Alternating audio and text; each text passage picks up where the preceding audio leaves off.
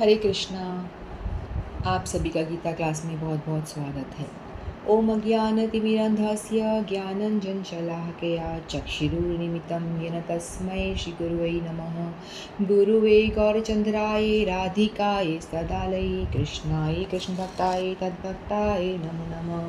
नमो विष्णुपादाय कृष्णपृष्ठाय भूतले श्रीमद्भक्तिवेदान्त नारायणीति नामिने श्रीकृष्णलीला कथने सुधाक्षं औदार्यमाधुर्यगुणनिक्षुब्धं वरं वरेण्यं पुरुषमहन्तं नारायणं तं जसा नमामि। श्रीचैतन्यमनुभीष्टं स्थापितं येन भूतले स्वयं रूपकदा मह्यं ददाति स्वपदान्तिकम्। आजानुलम्बितभुजो कनकावदातो सङ्कीर्तनैकपित्रो कमलायताक्षो विशम्भरो द्विजवरो धर्मपालो वन्दे जगत्प्रियकरो करुणावतारो। नमो महावदन्याय कृष्णप्रेमप्रदायते कृष्णाय कृष्णचैतन्यनाम्ने गौरद्विषे नमः। हे कृष्ण करुणा सिंधो दीनबन्धो जगत्पते गोपेश गोपिका कान्त राधाकान्तो नमस्तुते। तप्तकाञ्चन गौराङ्गी राधे वृन्दावनेश्वरी वृषभानुसुतदेवी प्रणमामि हरिप्रिये। वाञ्छाकल्पतरुभ्यश्च कृपा सिन्धुभ्येव च पतितानां पावनेभ्यो वैष्णवेभ्यो नमो नमः। हरे कृष्ण कृष्ण कृष्ण हरे हरे, हरे राम राम राम हरे हरे। हरे कृष्ण कृष्ण कृष्ण हरे हरे, हरे राम राम राम हरे हरे। जय जय श्री राधे श्याम। प्रथम अपने गुरुपाद पद्म नित्य लीला प्रविष्टों विष्णुपाशी श्रीमद् भक्ति वेदांत नारायण कृष्ण महाराज जी के श्री चरणों में अनंत कोटि दंडवत ज्ञापन करती हूँ। तत्पश्चात रूपानुगुरु परंपरा के सभी गुरुवर्गों के चरणों में अनंत कोटि दंडवत प्रणाम ज्ञापन करती हूँ। आप सभी भक्तों का मेरा यथायोग्य दंडवत प्रणाम। हरे कृष्ण। तो हम सभी श्रीमद् भगवद गीता का अध्ययन कर रहे हैं। तो हम सभी अभी तीसरे अध्याय में, तृतीय अध्याय के हमने 39 श्लोक तक पूरा कर लिया था। आज हम 40 श्लोक से स्टार्ट करेंगे। तो 37, 38, 39 श्लोक में भगवान ने बताया था, काम के विषय में भगवान बता रहे थे कि काम जो है, पहले अर्जुन जी ने पूछा था कि हमारा शत्रु कौन है, व्यक्ति जो है क्यों गलत काम करने पे प्रेरित हो जाता है, ना चाहते हुए भी उसे पता है कि हम यदि ऐसा गलत काम करेंगे तो हमें पाप लगने वाला है। वो ना चाहते हुए भी वो कौन सा ऐसा फोर्स है जो उन्हें प्रेरित करता है कि वो गलत काम करे, तो उनको पता होते हुए भी करते हैं। तो भगवान ने बताया था कि आपका जो नित्य वैरी है, तो भगवान ने 3 श्लोकों में भगवान ने काम के विषय में बताया था कि जो आपका इटर्नल शत्रु, इटर्नल जो आपका एनिमी है वो है काम, वो है। फिर भगवान ने बताया था काम का जो 3 डिग्री ऑफ लस्ट बताया था कि 3 जो काम की डिग्री है, किस तरह से भगवान थोड़ा सा कम काम और उससे ज़्यादा, फिर सबसे ज़्यादा, तो काम के लेवल बताए थे भगवान ने, 3 डिग्री ऑफ लस्ट बताए थे। फिर भगवान अर्जुन बताते हैं कि ये काम जो है तो सही, 3 डिग्री ऑफ लस्ट बताया था, जैसे बताया था ना, धुएं से, अग्नि धुएं से ढकी रहती है, दर्पण धूल से, फिर भ्रूण गर्भाशय से ढका रहता है। जो अग्नि धुएं से बताया था वो बिल्कुल मध्यम लेवल, एकदम कम लेवल है इसमें। फिर जो दर्पण है वो थोड़ा सा और हार्ड लेवल ऑफ डस्ट जो लगा हुआ है काम का, और गाढ़ा जो उसके ऊपर लेयर लगी हुई है। फिर जो गर्भाशय का बताया था वो एकदम ज़्यादा लस्ट है, मतलब बहुत ज़्यादा लस्ट है। तो ह्यूमन फॉर्म, यदि अग्नि धुएं से जो है वो ह्यूमन फॉर्म बताया गया है कि जो लोग भक्ति के कर्मों में लगे हुए हैं, जैसे चाहे वो कोई भी योग हो, ज्ञान योग हो या भक्ति योग हो, तो जिस भी योग को अपना करके व्यक्ति यदि भक्ति के मार्ग पे चलने का प्रयास कर रहा होता है, तो उसके मतलब धुएं जितनी बात है कि थोड़ा सा हवा लगेगा तो वो अग्नि प्रज्वलित हो जाएगी, वो अपने ज्ञान में वापस स्थित हो सकता है। तो ह्यूमन फॉर्म ये बताया गया था कि हम लोग यदि भक्ति युक्त कर्म करेंगे तो हम लोग, बहुत संभावना है कि हम दोबारा अपने ज्ञान में स्थित हो जाएं। तो हम 40 श्लोक लेते हैं। इंद्रियाणि मनोर्बुद्धिरस्य अधिष्ठानमुच्यते एतैर्विमुह्यति येष ज्ञानमावृतदेहिनम्। तो भगवान यहाँ बता रहे हैं, इंद्रियां, मन तथा बुद्धि इस काम के निवास स्थान हैं। इनके द्वारा यह काम जीवात्मा के वास्तविक ज्ञान को ढक कर उससे मोहित कर लेता है। तो पहले तो हमको पता चल गया कि हमारा जो शत्रु है, इटर्नल जो हमारा शत्रु है, एनिमी है, वो है हमारा काम। जो हमारे अंदर इच्छाएं, कामनाएं जो है, वही हमारी सबसे बड़ी एनिमी है, हमारी सबसे बड़ी दुश्मन है। और हमारा जो स्वरूप है, हमारा स्वरूप ये है, हमको पता है कि हर एक व्यक्ति को ये पता है कि जो आत्मा है वो परमात्मा का अंश है। और परमात्मा का अंश है तो जैसे आत्मा सच्चिदानंद है और एकदम प्योर है, उसी तरह से हमारी आत्मा भी सच्चिदानंद स्वरूप है, लेकिन वो अणु है। आत्मा बहुत ही विभु है, बड़ा है, और उसकी जो अंश मात्र है। और हमारा स्वरूप ये है कि हम भगवान के दास हैं, और हम भगवान के दास हैं तो मालिक भगवान है, हम उनके दास हैं, तो मतलब हमारा फ़र्ज़ ये है कि हम भगवान मालिक की सेवा करें।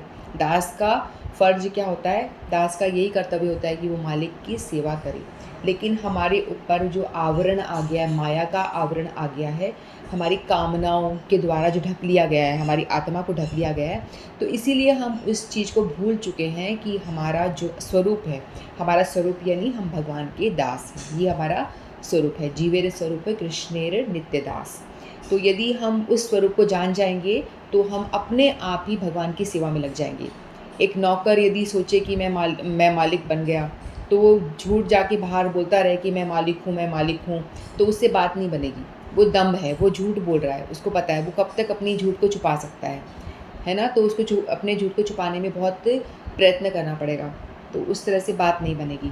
तो जब उसको पता, जब वो अपनी सच्चाई एक्सेप्ट कर लेगा कि मैं दास हूँ, वो मालिक है, तो अपने स्वरूप में वो आ जाएगा।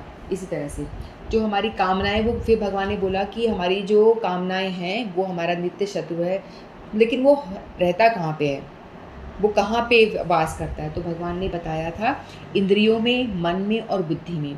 इंद्रियां हमारी 10 इंद्रियां हैं, 5 ज्ञानेंद्रियाँ हैं और 5 कर्मेंद्रियाँ हैं। 5 ज्ञानेंद्रियाँ जो हमारे सेंस ऑर्गन्स हैं, जो हमने छोटी क्लासेस में सबने पढ़ा हुआ है, वो क्या क्या है? आइज़, नोज़, ईयर, आँख, नाक, कान और जिह्वा, जिससे हम टेस्ट लेते हैं, और ये हमारी स्किन, त्वचा। तो इन्हीं ज्ञानेंद्रियों से हम अपने जो ज्ञान हमें मिलता है कि हम क्या क्या भोग सकते हैं, भोग्य सामग्री क्या क्या है। और हमारी कर्मेंद्रियाँ हैं, हमारी हाथ पैर, और हमारी हाथ पैर, वाणी जो हम बोलते हैं, और हमारे गुप्त अंग जो होते हैं, तो ये सारी हमारी कर्मेंद्रियाँ हैं। तो इनके ज्ञानेंद्रियाँ जो है हमें ज्ञान प्रदान करती है। हम आँखों से देखते हैं कि क्या वस्तु अच्छी लग रही है हमको, उसको हम ग्रहण करते हैं। कानों से हम सुनते हैं कि कोई हमारी प्रशंसा करता है तो हमें अच्छा लगता है, या कोई हम अच्छा म्यूज़िक सुनते हैं तो हमको अच्छा लगता है। तो हम उस चीज़ से हमें राग हो जाती है, जो हमको अच्छा लगता है उस चीज़ से हमें राग हो जाता है।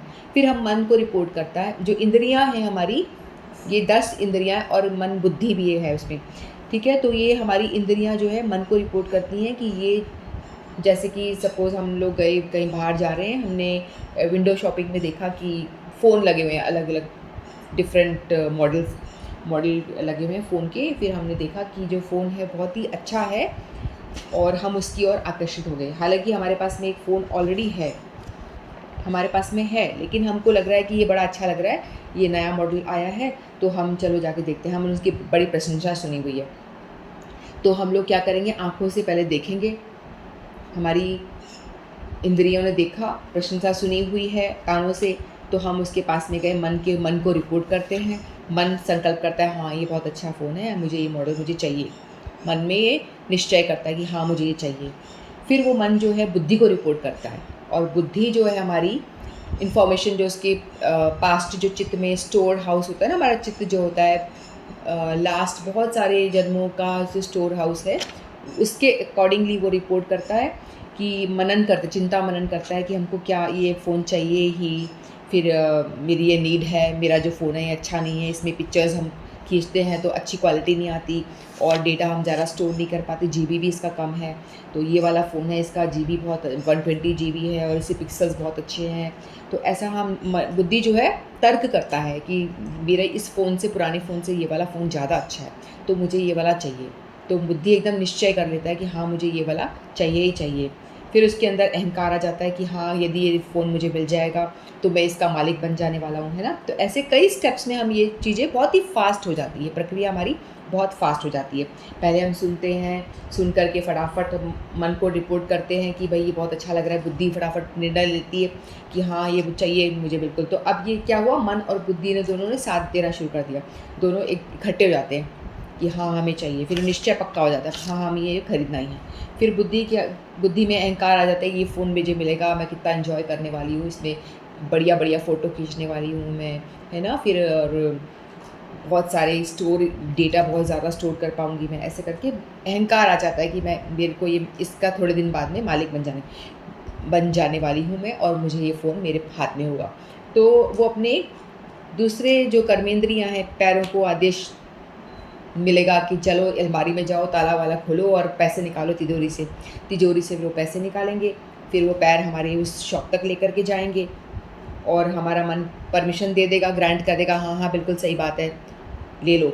फिर वो जाके पैसे दुकान पे जाएँगे और अपनी वाणी जो हमारी कर्मेंद्रिय है उससे हम बोलेंगे हमको ये वाला फ़ोन दो दुकानदार को और हमारे हाथ पैसे दे देंगे, है ना? इस तरह से हमारी कर्मेंद्रिय और ज्ञानेंद्रिय मिल कर के, मन के साथ मिल कर के ये डील फाइनल कर देंगी और ये इतनी फास्ट होगा हमें पता भी नहीं चलेगा, फटाफट विदिन सेकंड्स हम ये सारी चीज़ें कर लेंगे और फिर बाद में हम जा कर के उसको फ़ोन को ख़रीद लेंगे। तो इस तरह से हमारा क्या होगा, 6 प्रोसेस में पहले प्रशंसा सुनना, मन में उसको रिपोर्ट करना, आँख से देखेंगे, फिर बुद्धि जाएगा, बुद्धि चिंता करेगा कि हमें मनन करेगा, चिंता मनन करेगा कि हमको लेना है कि नहीं लेना। फिर इस तरह से हम जाकर के पैर जाकर के दुकान पे शॉप पे जाएगा और वो खरीद कर के लेकर आएगा, इस तरह से। तो ये सारे स्टेप्स होते हैं। तो इस तरह से हम क्या करते हैं, कोई भी चीज़ हो, कोई भी चीज़ हो, जैसे देखो हमारा जो ये शरीर है ना, वो एक रथ की तरह है। हमारा शरीर की उपमा एक रथ से दी गई है और आत्मा जो इसमें बैठा हुआ है वो सारथी है। सारथी है जो हमारे इस शरीर को चला रहा होता है, उसमें सिर्फ बैठा होता है वो, ठीक है। लेकिन आत्मा नहीं होगा तो हमारा शरीर चलेगा ही नहीं। आत्मा यदि सारथी हट गया, चलाने वाला हट जाएगा, सारथी नहीं, आत्मा रथी है, आत्मा उसमें ट्रैवल कर रहा है, सारथी बुद्धि है। रथ जो है हमारा शरीर है और इंद्रियां जो है घोड़े हैं, रथ के घोड़े हैं। इंद्रियां जो हमारी 10 इंद्रियां हैं तो 10 घोड़े हैं और उसके अंदर ट्रैवल करने वाला आत्मा है और सारथी बुद्धि है, चलाने वाला बुद्धि है।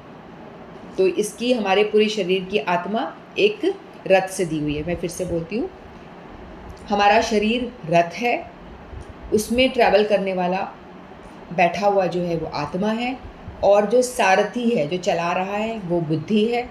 और जो इंद्रियां हैं, हमारी 10 इंद्रियां बताई मैंने, ज्ञानेंद्रियां, कर्मेंद्रियां, ये हमारे घोड़े हैं। क्योंकि हमारी इंद्रियां ही है ना हमको भोग करने के लिए लगाती हैं। जो घोड़े हैं भागते रहते हैं इधर उधर, घास खाने के लिए भागते रहते हैं इधर उधर। हमारी आँखों को अच्छा अच्छा देखने को चाहिए, हमारे कानों को बढ़िया बढ़िया सुंदर सुंदर हमारी प्रशंसा या हमारी सुंदर म्यूज़िक या कुछ भी जो कानों को अच्छा लगे वो सुनने को चाहिए। जिह्वा को बढ़िया भोग चाहिए, स्वादिष्ट व्यंजन खाने के लिए चाहिए, गुलाब जामुन, रसगुल्ला, रस मलाई, जो भी कुछ चाहिए जिह्वा खाता है, भोग करता है ना। इस तरह से। और हाथों, हमारे शरीर जो लॉन्गेस्ट ऑर्गन जो हमारा होता है वो स्किन, त्वचा है, उसको हमें अच्छा स्पर्श चाहिए, बढ़िया बढ़िया मखमली गद्दे चाहिए, कुछ भी स्पर्श, अच्छा स्पर्श चाहिए। तो ये सारी इंद्रियां हमारी जो 10 घोड़े जिस कनेक्ट करा है, जिसको हमने माना है, तो इन घोड़ों की लगाम को बुद्धि को चाहिए कि इनकी लगाम कस के रखें, तभी घोड़े हमको जहाँ जाना है वहाँ लेकर के जाएंगे। यदि हम इसकी लगाम, घोड़ों की लगाम नहीं कसेंगे, जो बुद्धि है उसको समझदार होना पड़ेगा। बुद्धि समझदार नहीं होगी तो जो जैसे घोड़े दौड़ रहे हैं वो दौड़ता रहेगा, घोड़े को कभी इधर दौड़ाएगा, कभी उधर दौड़ाएगा, कभी इधर, कभी गड्ढे में पटक देगा, कभी कहीं पर खाई में पटक देगा। ऐसा ही करेगा ना। यदि घोड़े आपके इधर उधर दौड़ेंगे तो आपका जो रथ है, ये शरीर रूपी रथ है, वो कहीं भी गिर जाएगा, गड्ढे में गिर जाएगा। और अपनी इंद्रियां हमारी गिरा देंगी। तो भगवान ने बताया कि हमारे जो इंद्रियां का जो रहने का स्थान है, हमारे शरीर में इंद्रियां कहाँ रहती हैं? 3 मेन स्थान बताया ना। एक तो शारीरिक स्तर होता है हमारा, फिर इंद्रिय स्तर होता है, इंद्रियां वहाँ रहती हैं, फिर ये मानसिक स्तर यानी बुद्धि, हमारा बुद्धि से विचार करो। मन जो है बुद्धि को रिपोर्ट करेगा, फिर बुद्धि विचार करेगा, निष्कर्ष निकालेगा कि हमको चाहिए, भोग चाहिए कि नहीं चाहिए। यदि इससे भी ऊपर होता है आध्यात्मिक स्तर। इनसे यदि जो व्यक्ति भौतिक स्तर को पार कर, बुद्धि वाले स्तर को पार कर लेता है, तो वो आध्यात्मिक स्तर पे आ गया, क्योंकि वो इन राग और द्वेष में नहीं गिरता है। ठीक है, जैसे कि कोई व्यक्ति है चट्टान पे खड़ा है और वो गिरने लग रहा है, तो गिरने जैसे ही जा रहा है तो उसको यदि उसी टाइम पे उसको पकड़ लिया जाए तो वो बच जाएगा गिरने से, है ना। लेकिन यदि उस टाइम पे उसको बचाया नहीं गया तो वो नीचे बहुत लंबी खाई है, उसमें गिरता जा रहा है, गिरता है, बीच में पहुंच गया तो उसको बचा नहीं सकते, वो गिरेगा ही गिरेगा। यदि स्टार्टिंग में ही वो थोड़ा सा लड़खड़ा रहा है, उस टाइम पे उसको पकड़ लिया जाए तो व्यक्ति बच जाएगा, गिरने से बच जाएगा। तो वही हमारी स्थिति है। तो हमारी एक तो ये राग द्वेष कहाँ पे है? 3 जगह भगवान ने बताई, ये वाली इंद्रियों में, मन में, बुद्धि में। बुद्धि से ऊपर होता है अहंकार, पहले बताया हुआ है भगवान ने। अहंकार से भी ऊपर होता है हमारा आध्यात्मिक स्तर आता है। इन 3 जगह पे जहाँ हमारी कामनाएं, वासनाएं बसी होती हैं। हम लोग क्या करते हैं, हमारे शत्रु हमारे घर में घुसा हुआ है, जो काम रूपी शत्रु है हमारे घर में घुसा होता है, हमारे शरीर में घुसा होता है। कहाँ रहता है? हमारे घर में तो रह रहा है, हमारे शरीर में रह रहा है। तो हम उसको और खाना पीना अच्छे से दे रहे हैं, हम उसको और ज़्यादा प्रेरित कर रहे हैं। इसकी इच्छा है ये खाने की, वो खाने की, हम फटाफट ऑर्डर करते हैं। इसको आज ये डोसा खाने का मन हुआ है, फटाफट हम ऑर्डर कर देंगे, डोसा हमारे घर में आ जाता है। कभी मन कर रहा है इसका रसगुल्ला खाने का, कभी रसमलाई, जो भी खाने का मन कर रहा है फट से हम ऑर्डर कर देते हैं। हम उसको और घास डालते जाते हैं और घास डालते हैं। मतलब हर एक इंद्रियों का अपना भोजन होता है, जो उसके इंद्रिय विषय हैं। इंद्रियों का अपना इंद्रिय जो विषय हैं, और इंद्रियां दौड़ती रहती, कभी ये मन कर रहा है, कभी वो मन कर रहा है, कभी ये मन कर रहा है। तो हम मन को रिपोर्ट करती है इंद्रिया, इसलिए मन हमारा करता रहता है। हम बोलते हैं हमारा मन ये करने का कर रहा है, हमारा वो करने का कर रहा है, तो हमारा मन करता रहेगा। हमारा मन तो है छोटे बच्चों की तरह है, मम्मी ये दे दो, मम्मी वो दे दो, तो मम्मी विचार करती है, मम्मी बोलती है ठीक है बेटा दे दूंगी। फिर मम्मी डैडी को बोलती है, डैडी थोड़ा इंटेलिजेंट होता है, डैडी बोलता है कि नहीं ये बच्चे के लिए ठीक नहीं है, ये बच्चा सारा दिन टीवी देख रहा है, 24 घंटे टीवी देखेगा तो इसकी आँख खराब हो जाएगी, बंद करो टीवी।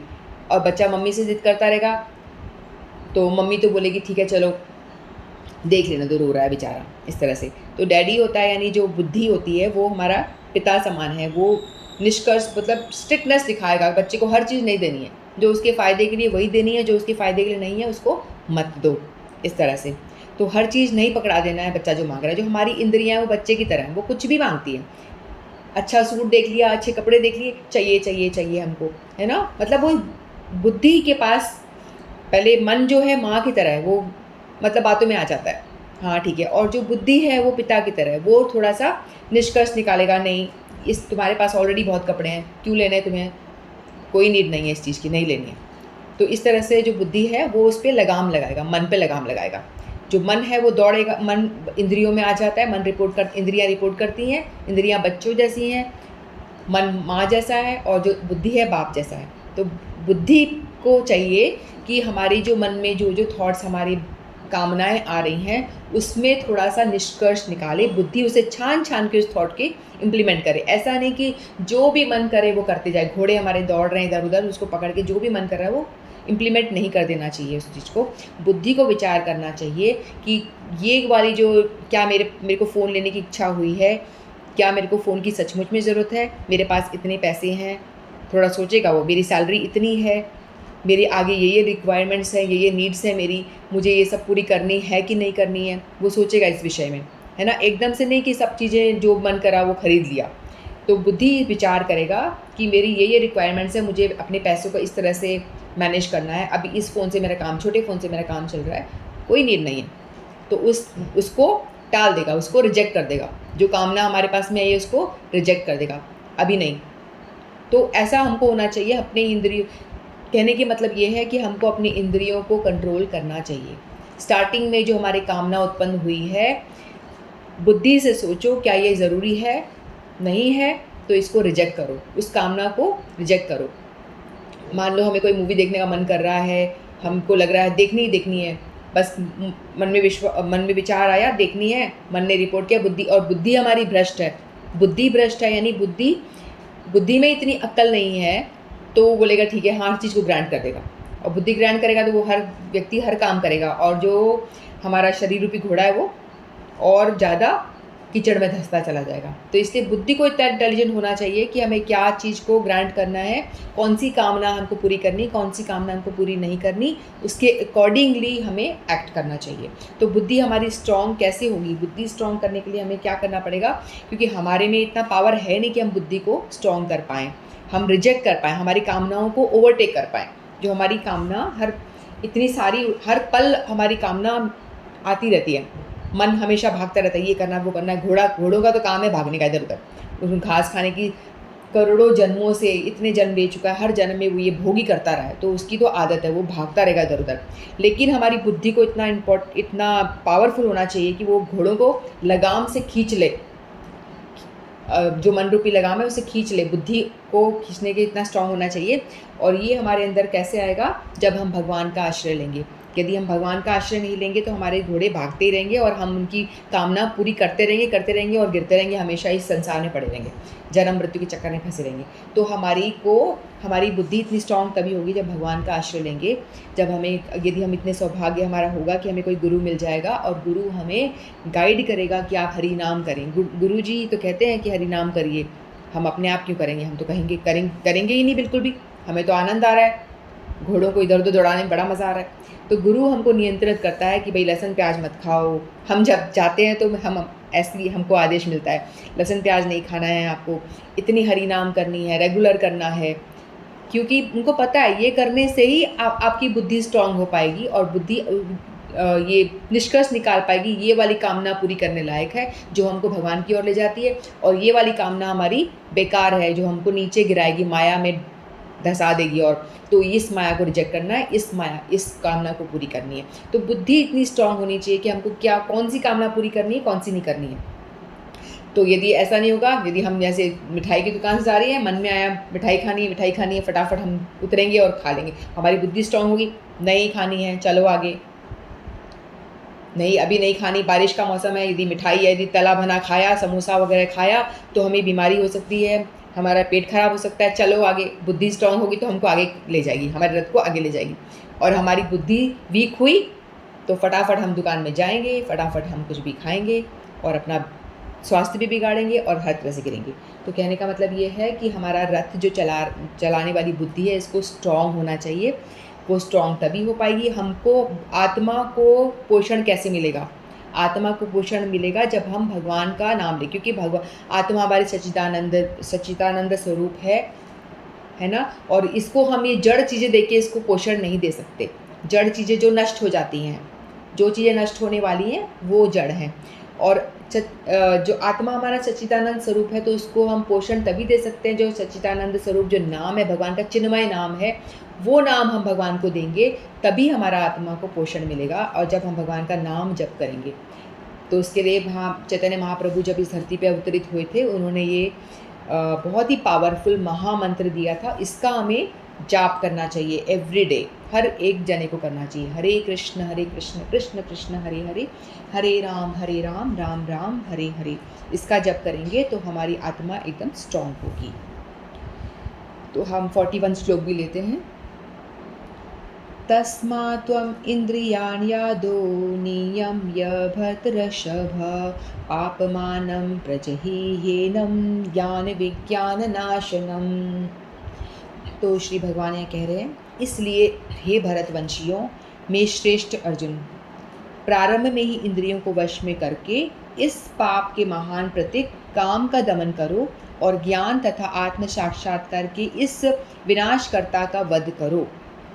तो भगवान अर्जुन को भरतवंशियों में श्रेष्ठ है, इसीलिए इनको भरतऋषभ कहा है। भगवान ने संबोधन किया इस नाम से। तो भगवान बोले शुरुआत में जब जैसे ही आपको ऐसा आभास होता है, जैसे आपको लग रहा है कि हमें राग और द्वेष में हम फंस रहे हैं, कोई चीज़ हमको आकर्षित कर रही है, उस टाइम पे सावधान हो जाओ, भगवान कह रहे हैं। भगवान ने अर्जुन को प्रारंभ में ही इंद्रिय संयम करने का उपदेश दिया, जिससे वह सबसे पापी शत्रु काम का दमन कर सके, जो आत्म साक्षात्कार तथा आत्म ज्ञान की उत्कंठा को विनष्ट करने वाला है। ज्ञान का अर्थ है आत्मा और अनात्मा में भेद। ज्ञान का अर्थ क्या है? आत्मा में, अनात्मा यानी देह, हमारी देह और आत्मा में जो भेद है उसको हम ज्ञान कहते हैं। लेकिन हम लोगों की सबकी स्थिति क्या है? हमने देह को और आत्मा को एक ही मान रखा है। हमको लग रहा है हमारी आत्मा यानी हमारा शरीर यही है, दोनों चीज़ एक है, हमने इसको कंबाइन करा हुआ है। हम सबकी स्थिति यही है, इसीलिए हमको काम में बड़ा मज़ा आता है, सब चीज़ों में हम धंसे हुए हैं। तो भगवान ज्ञान में स्थित होने के लिए भगवान कह रहे हैं कि आपको पता चलना चाहिए कि आत्मा आपकी अलग चीज़ है और आपका देह जो है ये स्थूल है, ये एकदम नॉन लिविंग थिंग है। देह जैसे आत्मा निकल जाती है तो ये इस शरीर का कोई वैल्यू होता है क्या? है तो मर जाता है ना, मरा हुआ ही है, ऑलरेडी मरा हुआ। ये चलता फिरता हमको इसलिए नज़र आ रहा है क्योंकि इसके अंदर आत्मा है। ये आत्मा अलग है और ये देह अलग है, क्योंकि देह तो पड़ा रह जाएगा जब आत्मा निकल जाएगी। तो इसीलिए हमको ये ज्ञान है, जो देह में और आत्मा में डिफरेंस है, इसी को ज्ञान कहा है भगवान ने। तो भगवान कह रहे हैं आप ज्ञान को तभी समझ पाओगे जब आप काम रूपी शत्रु को अंदर घुसने मत दो। काम रूपी जो शत्रु है आपका, कामनाओं के जरिए जो आ रहा है, उसको आप स्टार्टिंग में ही जैसे ही ये एंटर करने वाला है उसको संयम करो। उसमें थोड़ा सा संयम बहुत ज़रूरी है। अगर संयम नहीं करोगे तो सब दूषित हो जाएंगे, सब उल्टे सीधे जो मन आ रहा है कुछ भी करेंगे। सारे पाप जो होते हैं हमारी कामनाओं की वजह से होते हैं, क्योंकि हमारी कामनाएं इतनी प्रबल है, बहुत स्ट्रॉन्ग है। इसी को पूरा करने के लिए हम सारे पाप करते हैं। पाप करने का तरीका यही है। पाप में हम इसीलिए प्रवृत्त होते हैं क्योंकि हम सारी कामनाएं हमारी बहुत प्रबल, बहुत स्ट्रॉन्ग होती है और हमको सारे काम करवाती हैं उल्टे सीधे। इसीलिए भगवान ने बताया कि आपको दमन करना, आप इसको रोकना बहुत ज़रूरी है। जैसे ही कामना आपके अंदर आ रही है, कामनाएं आएंगी, क्योंकि बहुत साल जन्म ले चुके हैं हम, हमारी अंदर कामनाओं का भंडार है और हमें बहुत प्रैक्टिस है, ये सब भोगने की बहुत प्रैक्टिस है, हर तरह का भोगने की बहुत प्रैक्टिस है। तो ये हमारी कामनाएं तो आएंगी, लेकिन इनको दमन करना पड़ेगा। इनको कंट्रोल करने के लिए भगवान कह रहे हैं यही तरीका है, आपको कंट्रोल करना होगा, क्योंकि ये आपको अटैक करेंगी। जब इनिशियल स्टेज में आपको अटैक कर रही हैं, जैसे छोटा सा एग्जांपल वो फ़ोन वाले ही लेते हैं, हमको फ़ोन दिखाई दे रहा है, इंस्टेड ऑफ गोइंग देयर, आपके पैर वहाँ जाएं, आप वहाँ से चल दो, उधर जाओ ही मत। मान लो कोई किसी स्त्री को कोई पुरुष बड़ा आकर्षक लग रहा है, किसी पुरुष को कोई स्त्री बड़ी आकर्षक लग रही है, तो उससे मिलने की बजाय वहाँ से चल दो। इस तरह से कोई मिठाई अच्छी लग रही है, उसे खाने की बजाय वहाँ से चल दो। तो अपनी मतलब आप उसको इग्नोर करो, उस चीज़ को इग्नोर करके वहाँ से हट जाओ, वहीं पे अपने आप को दमन करो, कंट्रोल करो। ये भगवान बता रहे हैं, इस तरह से आप कंट्रोल कर सकते हैं अपने आप को। और इस शुरू में आपको कंट्रोल करना पड़ेगा, बाकी आप जब ये प्रैक्टिस करेंगे, ये जो हमको प्रैक्टिस, भक्ति वाला प्रैक्टिस बताया ना, इससे करते करते ऑटोमेटिकली आपके अंदर कंट्रोलिंग पावर बहुत अच्छा आ जाता है, अपने आप से आ जाता है। तो एक भगवान ने ज्ञान तो ये है कि हमको बताना कि हम आत्मा और शरीर का जो भेद है ये है ज्ञान। और विज्ञान क्या है? भगवान ने यहाँ विज्ञान का नाम भी लिया। विज्ञान में आत्मा की स्वाभाविक स्थिति। देखो जैसे हम जब पढ़ाई करते थे तो साइंस में टीचर जो होते थे थियोरेटिकल क्लास लेती थी, थ्योरी बताती थी पहले, है ना। तो ऐसे करना है, ये करना है, एक्सपेरिमेंट्स के बारे में भगवान टीचर ने थ्योरी बताई। फिर बाद में प्रैक्टिकल करने के लिए आपको वहाँ लेके जाते थे, लेबोरेटरी में लेके जाया जाता था। फिर वहाँ पे आपको प्रैक्टिकली केमिकल्स से आपको प्रैक्टिकल सब ने करा हुआ है स्कूल में, तो प्रैक्टिकल करते थे। तो इसीलिए सिर्फ साइंस को ही विज्ञान बोला गया है, बाकी एसएसटी और ये इन सबको विज्ञान नहीं बोला गया, क्योंकि इसमें सिर्फ थ्योरी हम पढ़ रहे हैं। लेकिन साइंस में हम क्या करते थे? थ्योरेटिकल पार्ट भी पढ़ते थे, उसके बाद में साइंस टीचर हमको लेबोरेटरी में ले जाते थे, वहाँ पे हमको प्रैक्टिकल करके दिखाया जाता था। तो इसीलिए भगवान, ये भगवद गीता का अध्ययन जो है, भगवान ने थ्योरेटिकल बातें भी करी हैं यहाँ पे, ऐसे करना, वैसे नहीं करना, ऐसे खाना, ऐसे चलना, ये सब बातें बताई हैं। इंद्रियों को कैसे कंट्रोल करना, ये सारी बातें भगवान ने बताई। इंद्रियाँ कहाँ रहती हैं, कैसे कंट्रोल करना है, आत्मा क्या है, परमात्मा क्या है, दोनों अलग अलग है। भगवान ने बहुत सारी बातें बताई, लेकिन भगवान ने प्रैक्टिकल एप्लीकेशन भी बताया है कि कैसे इसको प्रैक्टिकली, जिस बातों को प्रैक्टिकल हम इम्प्लीमेंट करते हैं, कैसे हम प्रैक्टिकल लाइफ में यूज़ करते हैं, ये भी चीज़ भगवान ने बताई है। मान लो हमको पता चल गई है, हमने भगवद गीता पढ़ ली, हमको पता चल गया है हम माया में फंसे हुए हैं, हमको माया ने पकड़ रखा है, हमारी को कामनाओं ने पकड़ा हुआ है, हम आत्मा है, ये दे, ऐसी सब सारी बातें हमको मालूम पड़ गई, लेकिन हम करना कुछ नहीं है, हम कर कुछ नहीं रहे। भगवान ने बोला है नाम जप करना है, सततम कीर्तनम माम, भगवान ने बोला हमेशा मेरा स्मरण करो। 24 घंटे भगवान ने बताया, आगे हम जब पढ़ेंगे तो आएगा ये सब। तो पूरे 24 से 24 घंटे भगवान ने बोले हैं। कई लोग कहते हैं कहीं पे लिखा नहीं भगवद गीता में हरि नाम करना, लिखा ही नहीं है, तुम क्यों बोलते हो? तो भगवान ने तो ये नहीं बोला हरि नाम करना, हम तो सिर्फ बोलते हैं 16 माला 10 मिनट याद कर लो। हम तो कह रहे हैं 10 मिनट करो, 15 मिनट करो, आधा घंटा करो, आपकी सामर्थ्य के हिसाब से आप करो। लेकिन भगवान ने तो यहाँ बोला है सततम कीर्तनम माम, यानी 24 के 24 घंटे मुझे याद करो। कैसे याद करोगे? नाम जप करोगे। भगवान को सब हमेशा 24 घंटे याद करने के लिए भगवान ने बोला है। भगवान ने तो एक क्षण भी नहीं बोला है कि आप एक क्षण भी मेरे को भूलो, हमेशा याद रखो, हमेशा अपने कॉन्शियस में, अपने मस्तिष्क में मुझे बैठा के रखो। भगवान ने तो ये आदेश दिया हुआ। तो ये हम फॉलो करने की हमारी ये नहीं सामर्थ्य नहीं है, तो हमको हमारे गुरुवर्ग हैं, हमको जानते हैं कि ये बेचारा जीव नहीं कर पाएगा, तो हमको बहुत थोड़े से स्टार्ट कराते हैं कि 2 माला शुरू करो। हमारी कैपेबिलिटी देखते हैं कि ये नहीं कर सकता, तो 2 माला से स्टार्ट करो, 2 रोज एवरीडे 2 करो। फिर जब हम जाके गुरु को बताते हैं कि 2 हम कर रहे हैं, तो बोले ठीक है आप 4 करो। फिर 4 बताएंगे तो अच्छा अब 6 करो, अच्छा अब 8 करो, अब आप 10 करो। अब आप ऐसे करके धीरे धीरे धीरे आपका हाथ पकड़ के हमारे गुरुजन धीरे धीरे हमको खींचते हैं, खींच करके आगे लेके जाते हैं। फिर बाद में एक लेवल आता है कि सततम आप भगवान का चिंतन कर सको। जो भगवद गीता का आदेश है वो तो हम पहुंचना बहुत बड़ी बात है। तो इसीलिए भगवान ने बताया, तो विज्ञान कैसे आपको प्रैक्टिकली इम्प्लीमेंट करना है वो बताया गया। आत्मा तथा परमात्मा ज्ञान अत्यंत गूढ़ एवं रहस्यमय है, किंतु जब स्वयं भगवान द्वारा इसके विविध पक्षों की विवेचना की जाती है तो ऐसा ज्ञान तथा विज्ञान समझा जा सकता है। ज्ञान यानी प्रैक्टिकल थ्योरी, और विज्ञान यानी हमको जो प्रैक्टिस करना है वो है विज्ञान हमारा। मनुष्य को जीवन के प्रारंभ से ही कृष्ण भावनामृत को सीखना होता है। जिसने यह पूर्णतया कृष्ण भावनामृत होकर तदानुसार कर्म करे। काम ईश्वर प्रेम का विकृत फॉर्म है। काम यहाँ जब धरती पे हम इसको, जब हम गोलोक में भगवान होता है, काम होता है, ईश्वर का प्रेम है, वो काम कहलाता है गोलोक में। लेकिन यहाँ धरती पे काम का विकृत फॉर्म है, जो हम देखते हैं यहाँ पे एक दूसरे अपोजिट्स के जेंडर के प्रति जो अट्रैक्शन, ये सारे जो काम हैं, और वस्तुओं के प्रति भी। तो प्रत्येक जीव इसके लिए स्वाभाविक है। तो कृष्ण भावनामृत इतना शक्तिशाली होता है कि विलंब से प्रारंभ करने वाला भी भक्ति के विधि विधानों का पालन करके ईश्वर प्रेमी बन सकता है। अतः जीवन की किसी भी अवस्था में या जब भी इसकी अनिवार्यता समझी जाए, मनुष्य कृष्ण भावनामृत या भगवत भक्ति के द्वारा इंद्रियों को वश में करना प्रारंभ कर सकता है। लोगों को पता नहीं होता क्या करना, तो वो तो कुछ करेगा ही नहीं। जो भगवत गीता पढ़ेगा, जो उसका अध्ययन करेगा, उसे कुछ समझ में आएगा। जैसे हम सब जो मिलकर के समझने का प्रयास करें, तो भगवान की बातें हम सुन रहे हैं, सुन के हमें थ्योरी समझ में आ रही है कि भगवान ने ऐसा ऐसा बोला है, इंद्रियों को वश में करना है, तो हम उस चीज़ को पालन करने का प्रयास करेंगे। क्योंकि जो पढ़ेगा ही नहीं, वो तो बेचारा ऑलरेडी जानवर की तरह अपना जीवन जी रहा है, खा रहा है, पी रहा है, उसी में लगा पड़ा है।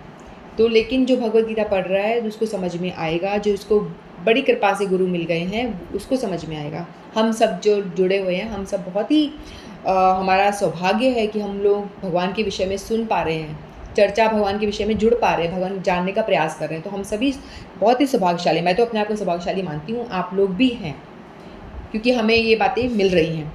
तो हमको भगवान ने बताया कि इसके लिए कोई भी ऐसा नहीं कि आज मैं 50 साल की हूँ, 60 साल की हूँ, मुझे मालूम पड़ रहा है। कोई जैसे ही हमको पता चले कि हमको भगवान की भक्ति करनी है, हमें लग जाना चाहिए, अपना एक क्षण भी व्यर्थ नहीं करना चाहिए। और हमें चाहिए कि हम अपने बच्चों को बचपन से इस चीज़ के विषय में बताएं, कृष्ण भावनामृत के विषय में बताएं। जैसे हम बच्चों को बताते हैं, बेटा सुबह उठ के ब्रश करो, बेटा अभी आपको होमवर्क करना है, बेटा अभी आपको ये करना है, अभी आपका खेलने का टाइम है, जाओ खेलो, अभी आपका डांस क्लास करना है, जाओ डांस करो, अभी आपका ड्राइंग करना है। आप पता नहीं 50 क्लास लगा देते हैं बच्चों की, डांस क्लास, ये क्लास, वो बैडमिंटन क्लास, पता नहीं क्या क्या क्लासेस सब भेजते हैं। लेकिन हम ये भूल जाते हैं कि जो सबसे इम्पोर्टेंट काम है हरि नाम करना, वो कहाँ गया? जो सबसे इम्पोर्टेंट है, जो भी जिनके बच्चे छोटे हैं अभी, उनके लिए आप लोग कर सकते हैं उस चीज़ को इम्प्लीमेंट।